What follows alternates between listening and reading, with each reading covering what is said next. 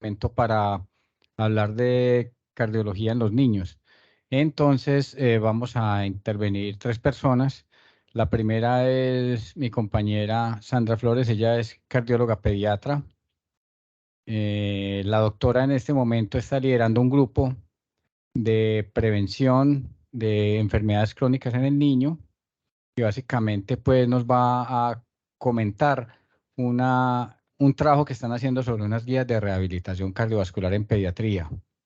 Entonces, con ustedes, la doctora Sandra Flores. Bueno, muchas gracias. La idea es presentarles la guía que estamos haciendo. Esto es un esfuerzo que hemos hecho alrededor de, creo, casi un año y medio, diferentes cardiólogos pediatras, fisiatras de varios países de Latinoamérica, también de Canadá, de Portugal y de España, porque teníamos la misma inquietud.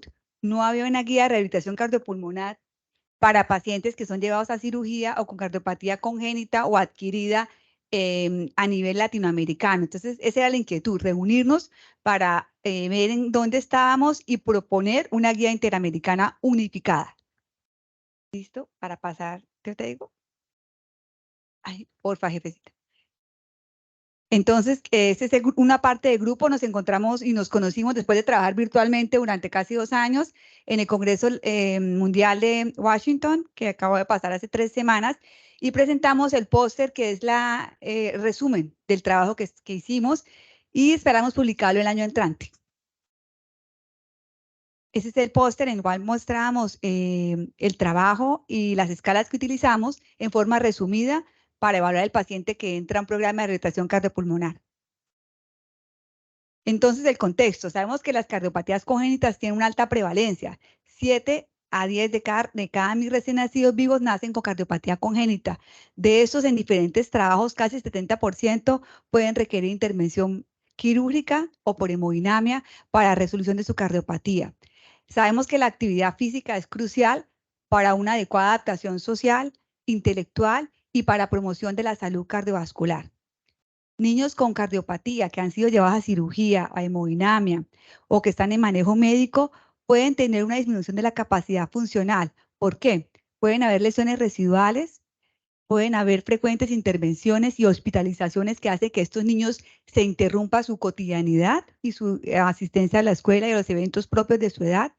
Y hay restricciones del ambiente, de sus cuidadores para que estos niños hagan actividad física y también estos niños tienen una autolimitación que es importante vencer.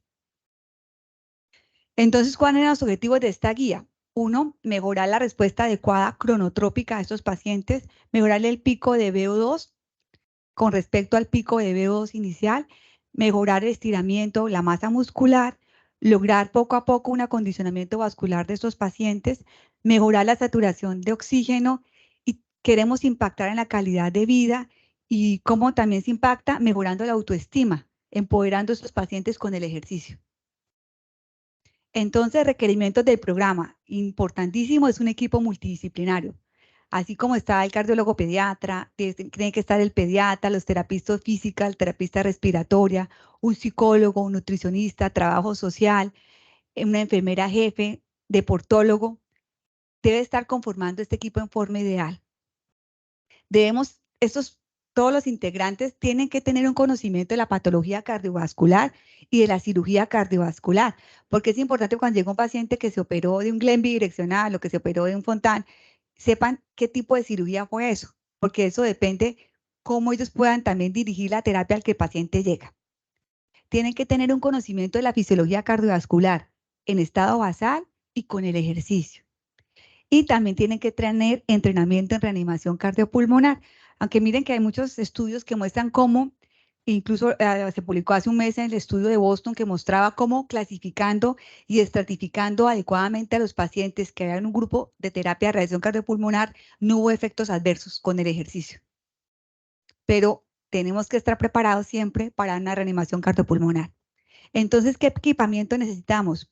Básicos, monitor, brazalete, oxímetro, un carro de paro, disponibilidad de oxígeno, prueba de esfuerzo. Podemos tener una prueba de esfuerzo convencional, que es de pie, o un cicloergómetro, de acuerdo a la capacidad que tenga la clínica de conseguirlo.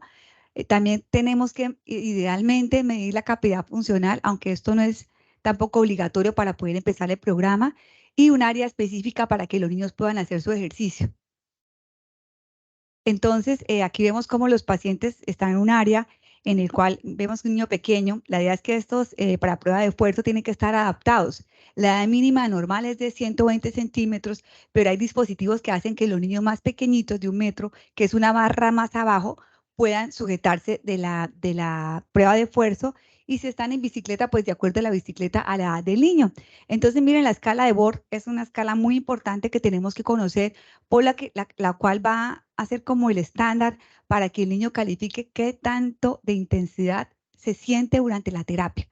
Entonces, a través de esta clasificación, él nos va a decir y nosotros podemos llevarla hacia un cuadro. ¿Qué es importante en este cuadro? Ustedes ven cómo si tenemos una escala que es subjetiva, ¿cierto? También podemos llevarlo, correlacionarlo con frecuencias cardíacas máximas, que es es objetivo, y una VO2 máxima. O sea, como algo subjetivo, ya hay estudios que se correlacionan con parámetros objetivos que estamos buscando durante la rehabilitación cardiopulmonar. Otros niños, aquí estamos, el cicloergómetro es un paciente que lo tomé de un libro con un síndrome de coagulación isquémico hipoplástico, y está adaptado y está con su mascarita para medir el VO2. Entonces hay que conocer cuando hacemos la prueba de esfuerzo qué protocolo vamos a usar. Entonces les pongo, hay muchos protocolos, y como todo en la vida, ¿qué es lo más importante? Elegir un protocolo, que usted lo conozca y lo maneje. Entonces cada institución debe buscar el protocolo que conoce, que maneje y que va a ser el estándar durante el programa de rehabilitación cardiopulmonar. Les coloco el BRUS, que creo que es el que más todos conocemos. Hay un BRUS normal y un modificado. ¿En qué van a variar? Si ustedes ven que las velocidades son diferentes en el momento que se alcanzan, ¿cierto? Ustedes ven como en la etapa 2 del BRUS normal, de una velocidad 2,5, y en el modificado todavía estamos con 1,7 en la tercera etapa. O sea, estos niños van a alcanzar una velocidad más lento que en el BRUS normal. Y lo mismo con la inclinación. Y claro que el resultado de los NES también se va a alterar, porque el grado de inclinación va a ser más lento en lograr el modificado, y también la velocidad. Pero hay pacientes que requieren usar el BRUS modificado y no entrar directamente con el que hacemos con los adultos. Entonces, que es súper importante, y estos artículos hace un mes el FORCE y lo que presentamos en el Congreso, lo importante es la clasificación. Esto es la base de todo. Tenemos que clasificar muy bien el paciente que va a entrar a un programa de rehabilitación cardiopulmonar, porque ¿qué va a hacer si yo lo clasifico bien? Le voy a dar una estratificación de riesgo y voy a permitir que este paciente haga su rehabilitación de una forma segura, que se empodere el paciente, que se empodere la familia y poder conseguir los resultados que yo estoy buscando. Entonces, esto es súper importante, aplicar la clasificación. Y no hay que aprenderla, simplemente está muy descrito ahorita cuáles son los parámetros para clasificarlo, qué tenemos que conocer del paciente. Y la memotecnia lo dice: función ventricular, qué saturación maneja, tenemos arritmias o no del paciente, o tenemos potencial de arritmias, qué patología coronaria estamos manejando, qué tan compleja es la anatomía, y si tenemos sobrecarga de volumen o sobrecarga de presión. Entonces, ya teniendo la clasificación con el FORCE o FORCE en español, que va a evaluar cada ítem, ustedes ven, clasifica al paciente en clase A, en clase B y en clase C. ¿Cuál es la clase C? Ya el paciente que tiene un severo riesgo. Y esos pacientes se deben manejar muy diferentes al paciente de la clase A, que no tiene riesgo.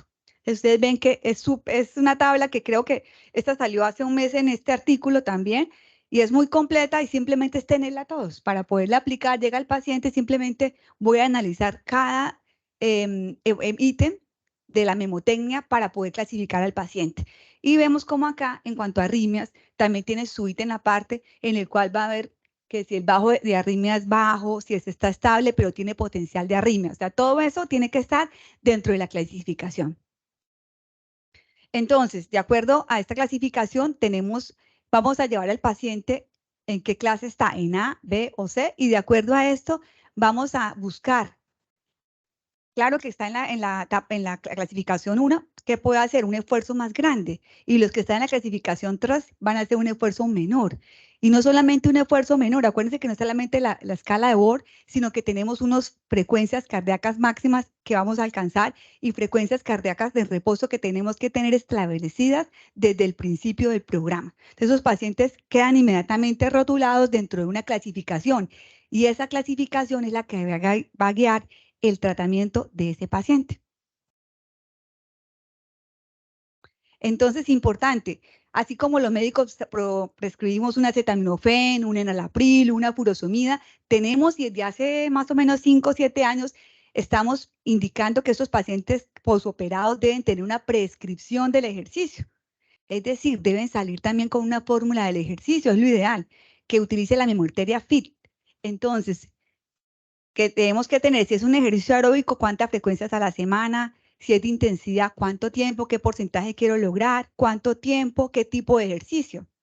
Y si es de resistencia, también tengo que ser específico. Eso, lo ideal es que vaya y como ustedes ven ahí, firma y sello del médico. Debería ser así.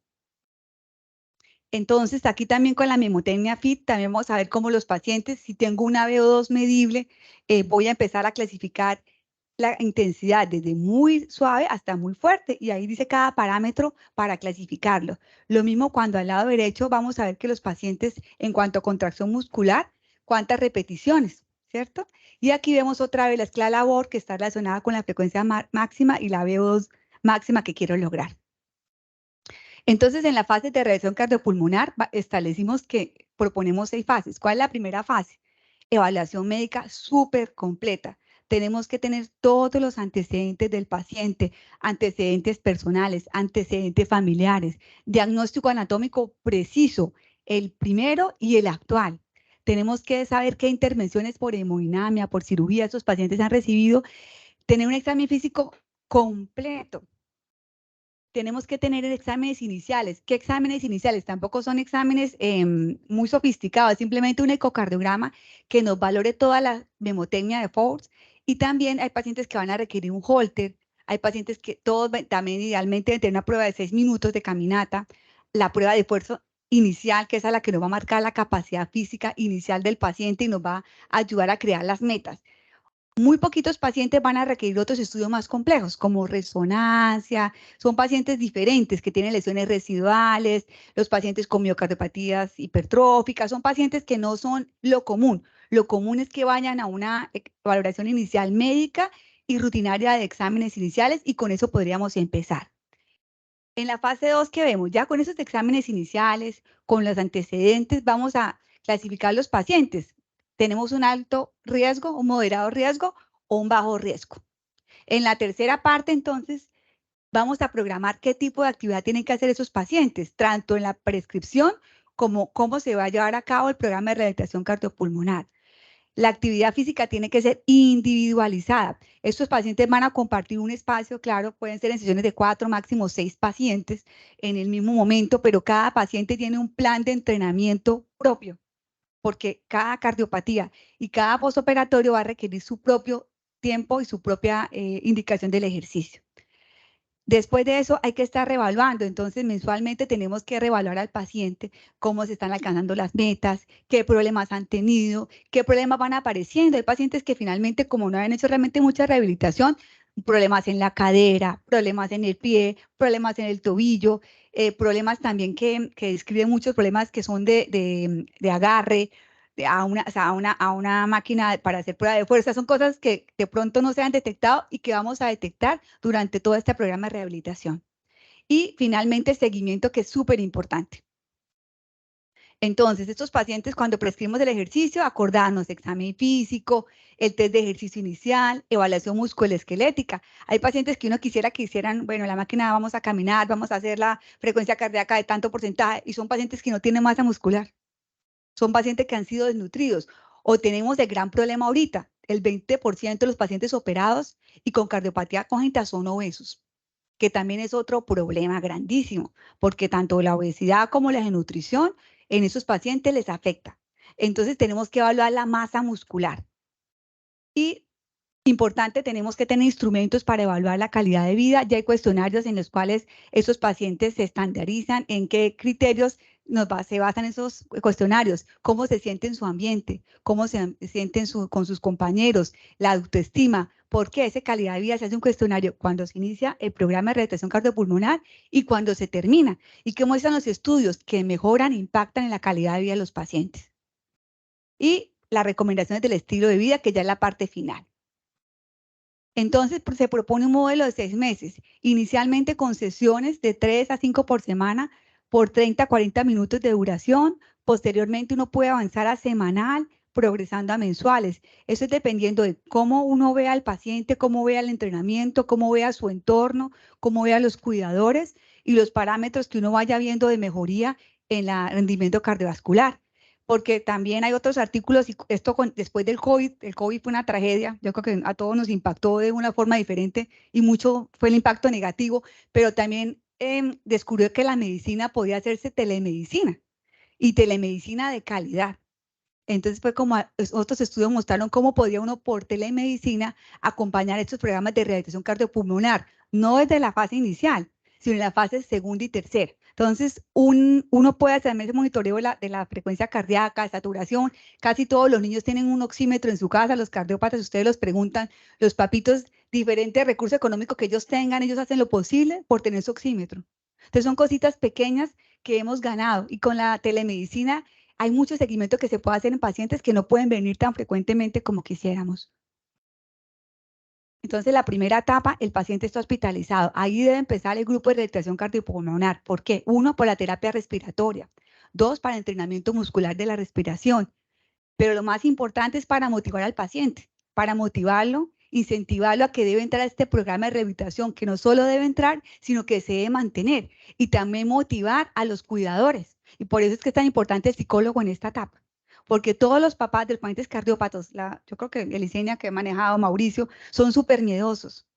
Y ellos tienen unas estadísticas en su cabeza que no son las estadísticas mundiales. Entonces, no, que si le da una muerte súbita, no, que si le da una taquicardia ventricular, no, que si, o sea, todos tienen el miedo en su cabeza. Entonces, tenemos que racionalizar ese miedo y darle seguridad a lo que estamos haciendo. O sea, esta parte inicial es súper importante.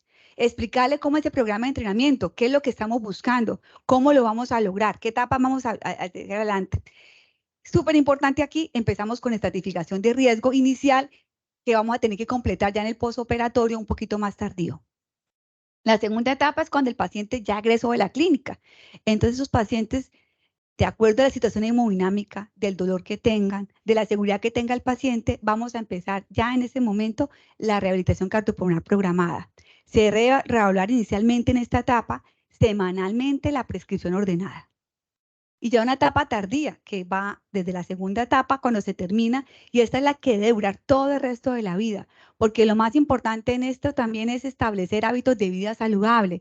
Esto tiene que ir acompañado no solo del ejercicio, sino también de hábitos de alimentación y manejo del estrés. Entonces, esas rutinas de vida saludable tenemos que integrarlas a estos pacientes para que queden de por vida.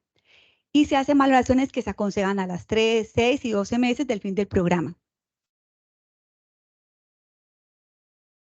La programación propuesta, entonces proponemos iniciar con una sesión respiratoria, 20 minutos, cuando se podría 5 veces por semana, que es lo ideal, con un calentamiento, un estiramiento ideal, 20 minutos.